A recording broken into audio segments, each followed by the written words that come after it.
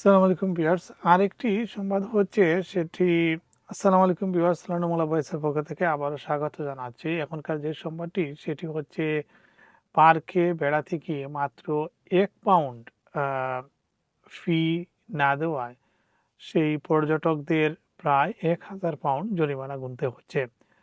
সেটি স্বয়ংক্রিয় সিসি ক্যামেরায় ধরা পড়ে এবং সেই ক্যামেরা তাদেরকে ১ম এ ৬০ পাউন্ডের জরিমানা দেয় এবং পরবর্তীতে সেটি আবারও দেওয়া হয়, অর্থাৎ ১২০ পাউন্ড করে ৮ জনকে ৯৬০ পাউন্ড দেয়া হয় জরিমানা। অর্থাৎ এই ৮ বন্ধু একটি পার্কে বেড়াতে গিয়েছিলেন এবং সেখানে তাদের নজরে আসেনি সেখানে পার্কিং ফি ১ পাউন্ড।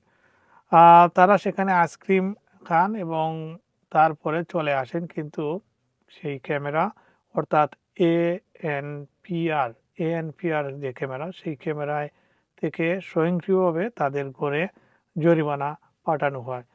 অর্থাৎ তাদের ৮ জনকে ১২০ পাউন্ড করে ৯৬০ পাউন্ড জরিমানা করা হয়। সেই সংবাদটি এসেছে এবং এই এলাকার অনেক বাসিন্দা আছেন যারা বলছেন যে তারা ১০ বছর ধরে এই এলাকায় বসবাস করেন, কিন্তু সেই নিয়মটি অনেকেই জানেন না, যার কারণে অনেকেই এই ধরনের জরিমানার মুখোমুখি হয়েছেন।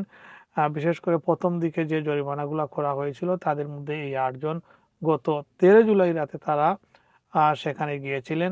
আর সেই জায়গাটি হচ্ছে উত্তর ওয়েলসের জনপ্রিয় পর্যটন কেন্দ্র লিন ট্রেজিন্ড।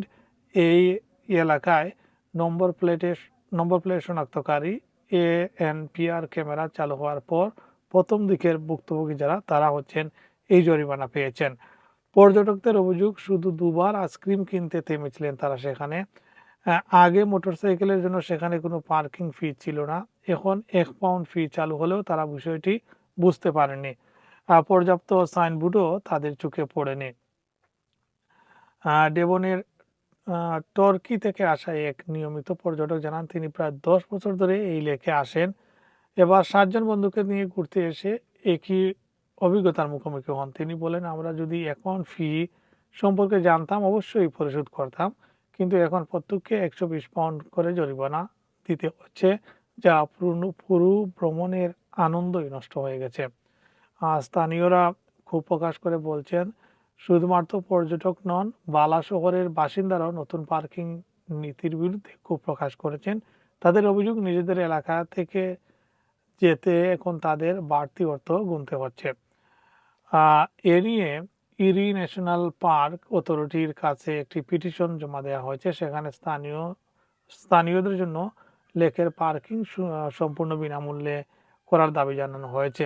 বর্তমানে লেকে পার্কিংয়ের জন্য ৪ ঘন্টা পর্যন্ত ৫ পাউন্ড, সারাদিনের জন্য ৮ পাউন্ড এবং মোটরসাইকেলের জন্য ১ পাউন্ড। ব্লু বেলদারদের স্বাভাবিক সময়ের দ্বিগুণ সময় পার্কিং সুবিধা রাখা হয়েছে। স্থানীয়দের জন্য ১ ঘন্টা বিনামূল্যে সুবিধা থাকলেও তা শুধু রাত ২টা থেকে সকাল ৮টা পর্যন্ত অথবা বিকাল ৫টা ৩০ থেকে মধ্যরাত পর্যন্ত কার্যকর। বাসিন্দাদের অভিযোগ, এই সময়সূচি বাস্তবে কোনো কাজে আসবে না।